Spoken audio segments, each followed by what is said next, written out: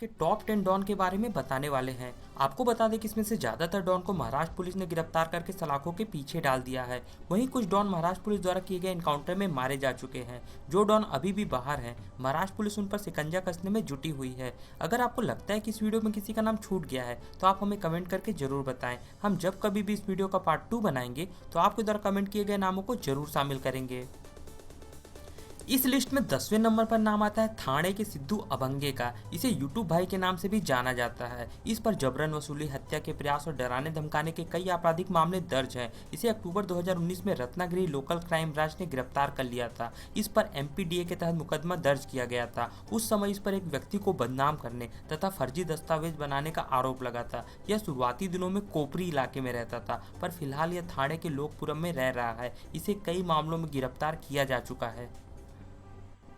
इसके बाद इस लिस्ट में 9वें नंबर पर नाम आता है पुणे के नीलेश घायवल का। आपको बता दें कि नीलेश घायवल और गजानन मारने एक दूसरे के जानी दुश्मन हैं। इनकी दुश्मनी की वजह से पुणे शहर में कई गैंगवार हो चुके हैं। इसी वजह से पुणे पुलिस ने दोनों गैंगों के ज्यादातर लोगों को गिरफ्तार करके सलाखों के पीछे डाल दिया है।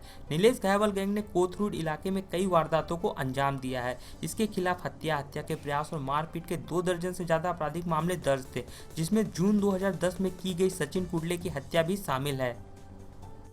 नीलेश घायवल के खिलाफ कोरेगांव पार्क पुलिस स्टेशन में लूट का मामला भी दर्ज किया गया था। हालांकि अक्टूबर 2019 में हाई कोर्ट ने इसे जमानत दे दी थी, जिसके बाद इसे यरवदा जेल से रिहा कर दिया गया था। दोस्तों, जहां एक और लोग इसके नाम से कांपते हैं, वहीं दूसरी ओर लोग इसके द्वारा किए गए सामाजिक कार्यों की वजह से इसका काफी सम्मान भी करते हैं। नवंबर 2014 में गजानन मारने गैंग ने नीलेश घायवल के सबसे करीबी साथी पप्पू गावड़े की हत्या कर दी थी, जिसके बाद गजानन मारने और नीलेश घायवल गैंग के बीच गैंगवार छिड़ गई थी। इस लिस्ट में 8वें नंबर पर नाम आता है थाने के सुजीत पाटिल उर्फ तत्या सेठ का। इस पर हत्या के प्रयास और जबरन वसूली के कई आपराधिक मामले दर्ज हैं। इसने जुलाई 2010 में अपने भाई की हत्या का बदला लेने के लिए 2 शिवसेना कार्यकर्ताओं की हत्या कर दी थी। आपको बता दें कि जून 2010 में राजेश और उत्पड़कर ने सुजीत पाटिल के भाई अजित पाटिल की हत्या कर दी थी, जिसका बदला लेने के लिए सुजीत पाटिल ने राजेश तथा उत्पड़कर की हत्या कर दी। हत्या वाले दिन सुजीत पाटिल ने दोनों को सुलह करने के लिए बुलाया था। जैसे ही दोनों पहुंचे, इसने गोली मारकर दोनों की हत्या कर दी। इसके बाद इस लिस्ट में 7वें नंबर पर नाम आता है पुणे के संदीप मोहोल का। यह मूलतः मूथा गांव का रहने वाला था। शुरुआती दिनों में जब इस पहलवान ने जुर्म की दुनिया में कदम रखा तो बहुत कम समय में इसने जुर्म की दुनिया में बहुत नाम कमाया था। जहां एक और लोग इसके नाम से कांपते थे, वहीं दूसरी ओर गरीब लोग इसे अपना मसीहा मानते थे, क्योंकि यह अमीरों से पैसे लूट कर गरीबों में बांटता था। शुरुआत में यह बोट के गैंग में शामिल हुआ और अपना नाम बनाया। इसके बाद इसने खुद की गैंग बना ली और वारदातों को अंजाम देने लगा। संदीप मोहोल पर 20 वर्ष की उम्र में हत्या का पहला मामला दर्ज हो गया था। बहुत कम समय में अपराध की दुनिया में नाम कमाने के बाद इसने राजनीति में कदम रख दिया। राजनीति में आने के बाद यह मूथा गांव से निर्विरोध सरपंच पद का चुनाव जीता और इसके बाद यह एनसीपी के मथाड़ी कामगार यूनियन का प्रदेश अध्यक्ष बन गया था। बहुत कम समय में अपना नाम बनाने वाले संदीप मोहोल का अंत दुर्भाग्यपूर्ण रहा। पॉट रोड पर गणपति के सामने गणेश मारने गैंग ने इस पर हमला कर दिया और गोली मारकर इसकी हत्या कर दी थी। इस लिस्ट में 6वें नंबर पर नाम आता है नासिक के अर्जुन नाना पगारे का। इस पर हत्या, डकैती और दंगा भड़काने के कई आपराधिक मामले दर्ज हैं। वर्ष 2013 में मोहन चांगले और दीपक सोनवड़े की हत्या में नाम आने के बाद अर्जुन नाना पगारे फरार चल रहा था। कुछ दिनों तक फरार रहने के बाद इसने कुछ राजनीतिक नेताओं की मध्यस्थता में पंचवटी पुलिस स्टेशन में सरेंडर कर दिया था। आपको बता दें कि तालेगांव में दंगा भड़काने के आरोप में भी अर्जुन नाना पगारे को नवंबर 2016 में गिरफ्तार किया गया था। यह घटना दशहरे के दिन की थी, जब इसके नेतृत्व में 100 से 200 लोगों की भीड़ ने तोड़फोड़ की और कई वाहनों में आग भी लगाई थी।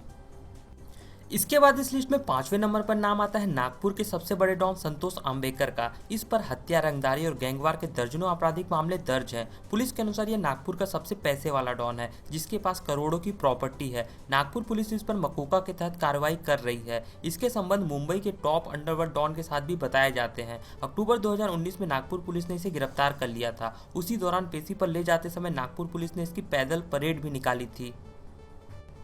फरवरी 2020 में मनपा प्रशासन ने संतोष आम्बेकर की प्रॉपर्टी पर कार्रवाई शुरू कर दी। इसी के तहत पुलिस ने इसके हमालपुर स्थित बंगले को जेसीबी की मदद से गिराकर उसे खंडहर बना दिया है। आम्बेकर ने 3 प्लॉट को मिलाकर यह बंगला बनाया था। अवैध निर्माण के लिए प्रशासन ने इसे नोटिस भी दिया था, पर अपनी राजनीतिक पहुंच की वजह से उसने उस नोटिस को नजरअंदाज कर दिया था। सूत्रों की माने तो मुंबई के कई बड़े बदमाश, जिसमें रवि पुजारी भी शामिल है, वह सभी संतोष आम्बेकर के इस बंगले में पनाह ले चुके हैं। फरारी के दौरान यह खुद बंगले के अंदर बने गुप्त कमरों में रहता था। फिलहाल अभी यह जेल में सजा काट रहा है। इस लिस्ट में चौथे नंबर पर नाम आता है पुणे के कुख्यात गैंगस्टर गजानन मारने का। इस पर हत्या के प्रयास और रंगदारी के दर्जनों आपराधिक मामले दर्ज हैं। इसे वर्ष 2014 में मुंबई से गिरफ्तार किया गया था। उस समय यह अपने एक साथी के साथ महाराष्ट्र छोड़कर भागने की फिराक में था। तभी पेट्रोलिंग कर रही मुंबई पुलिस की नज़र इन दोनों पर पड़ी। पुलिस ने शक के आधार पर दोनों को गिरफ्तार कर लिया। गिरफ्तार करने के बाद मुंबई पुलिस को पता चला कि यह पुणे का मोस्ट वांटेड अपराधी गजानन मारने है। इसके बाद इसे पुणे पुलिस को सौंप दिया गया था। तब से यह जेल में बंद है। इसके बाद इस लिस्ट में तीसरे नंबर पर नाम आता है मुंबई के कुख्यात गैंगस्टर माया डोलस का। इसने मुंबई के एक कॉलेज से आईटीआई की पढ़ाई पूरी करने के बाद वर्ष 1980 में जुर्म की दुनिया में कदम रख दिया और अशोक जोशी गैंग में शामिल हो गया। थोड़े ही दिनों में इसने इस धंधे में अपनी अच्छी पकड़ बना ली थी। यह अशोक जोशी गैंग के लिए कंजूर गाँव से अपने कारोबार को चलाता था। दोस्तों, आपको बता दें कि Bollywood movie shoot out at Lokhandwala Maya Dolas की जिंदगी पर आधारित है। इसमें लोखंडवाला कॉम्प्लेक्स एक उच्च मध्यम वर्गीय परिवार के लोगों के रहने का कॉम्प्लेक्स था। वर्ष 1991 में माया डोलस अपने साथियों के साथ उसी कॉम्प्लेक्स में मीटिंग के लिए जमा हुआ था, जिसकी खबर मुंबई पुलिस को लग गई और पुलिस ने उस कॉम्प्लेक्स को चारों तरफ से घेर लिया। उस समय पुलिस टीम का नेतृत्व आफ्ताब अहमद खान कर रहे थे। दोस्तों, ऐसा माना जाता है कि दाऊद ने ही माया और उसके साथियों को मारने की टिप पुलिस को दी थी। आपको बता दें कि यह एनकाउंटर 4 घंटों तक चला था और इस एनकाउंटर की खास बात यह थी कि इसका सीधा प्रसारण न्यूज चैनलों में किया जा रहा था। इस 4 घंटे चले एनकाउंटर में माया डोलस अपने साथियों समेत मारा गया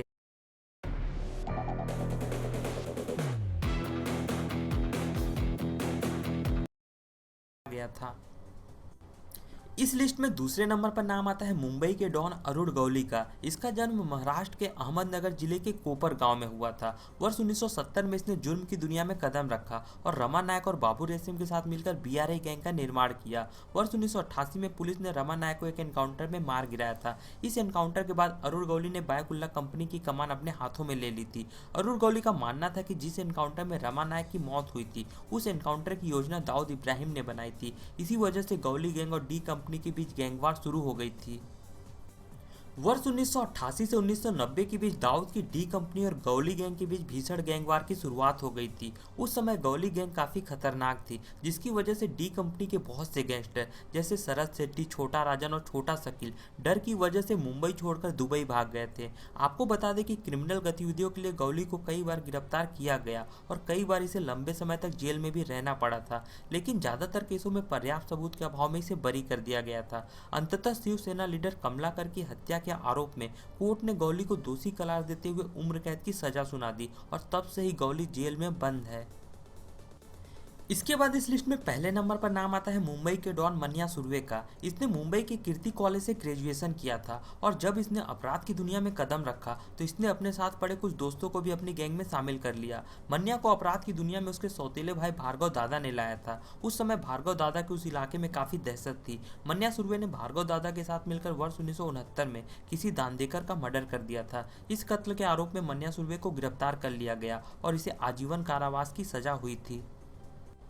सजा के बाद मन्या सुर्वे को मुंबई की बजाय पुणे की जेल में रखा गया था, लेकिन सजा दिए जाने से यह सुधरने की बजाय और ज़्यादा खतरनाक हो गया था, जिसके बाद यह जेल में बंद डॉन सुहास भटकर के छोकरों को पीटने लगा। इससे प्रशासन मन्या सुर्वे से परेशान होकर इसे यहाँ से निकालकर रत्नागिरी जेल में शिफ्ट कर दिया। नाराज मन्या सुर्वे ने वहाँ भूख हड़ताल कर दिया और तबीयत बिगड़ने पर इसे एक सरकारी अस्पताल में भर्ती कराया गया, जहाँ पर मौका मिलते ही यह फरार हो गया था। वहाँ से फरार होने के बाद यह मुंबई आ गया और नए सिरे से अपनी गैंग का निर्माण किया और सैकड़ों वारदातों को अंजाम दे दिया।